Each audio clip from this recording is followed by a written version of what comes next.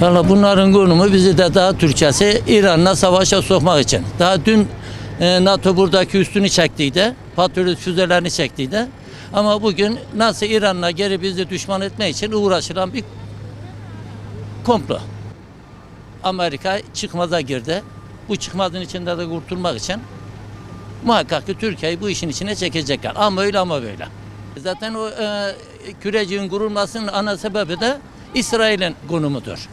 Amerika'nın konumudur. Yoksa burada Türkiye'ye ve Malatya'yı düşünen bir devlet yoktur. Herkes kendi çıkarı için uğraşır.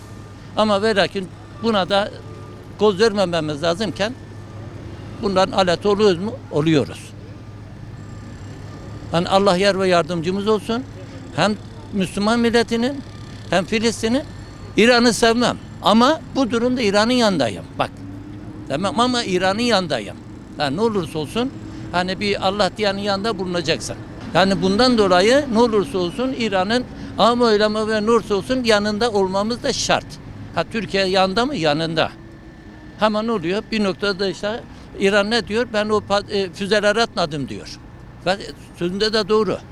Ama birileri atıyor ama o füzeyi dönendirip işte düşürttürüyor. Sonuç bak Türkiye'ye de attı. Türkiye müdahil olsun. Bunlar hep Mossad'ın oyunları. Amerika'yı avucuna almış, kukla gibi oynatıyor. Aslında orası casus bir uydu. Ben Türkiye'nin F-35'lerine bile karşıyım. F-35'ler onlar da casus uçak. Yani F-35'i kullandığımız zaman NATO'ya koordinatları vermeden kesinlikle bir atış yapamıyoruz.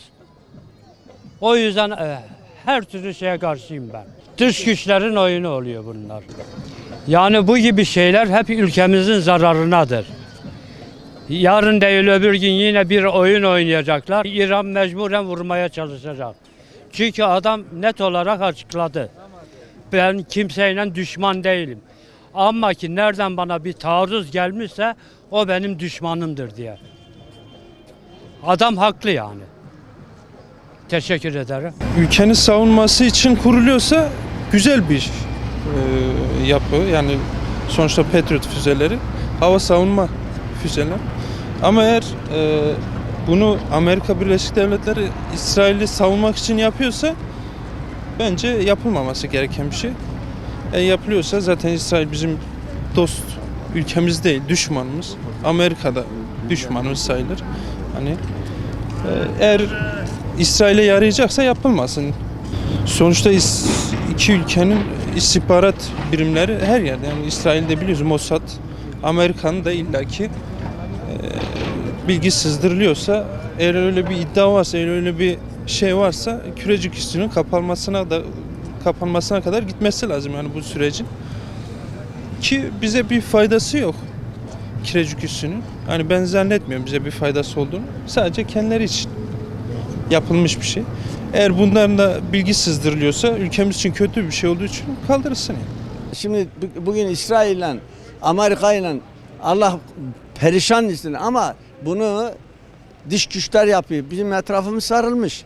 Değil mi? Etrafımız sarılmış. Şimdi İran canı istese İncirlik Havaalanı vurur. Ben isteyeyim bura. Ben isteyeyim vallahi bugün bura. İncirlik Havaalanı bir Adana kadar bir yer. Ama şimdi etrafımız sarılmış. Niye? Bunların işi gayesi yavaş yavaş Türkiye. Mesela Körfez ülkelerinin hepsini attı. Amerika üstlerine attı. Atsın canım haklı. Atsın. Vallahi elinde gelirse atomu da atsın. Değil mi abi? He. Mesela İncirlik Havaalanı atsın kardeşim ya. Yani olsun ama şimdi burada çok şeyler var. Hep Türkiye üzerine oynanıyor. Biz ayık mıyız?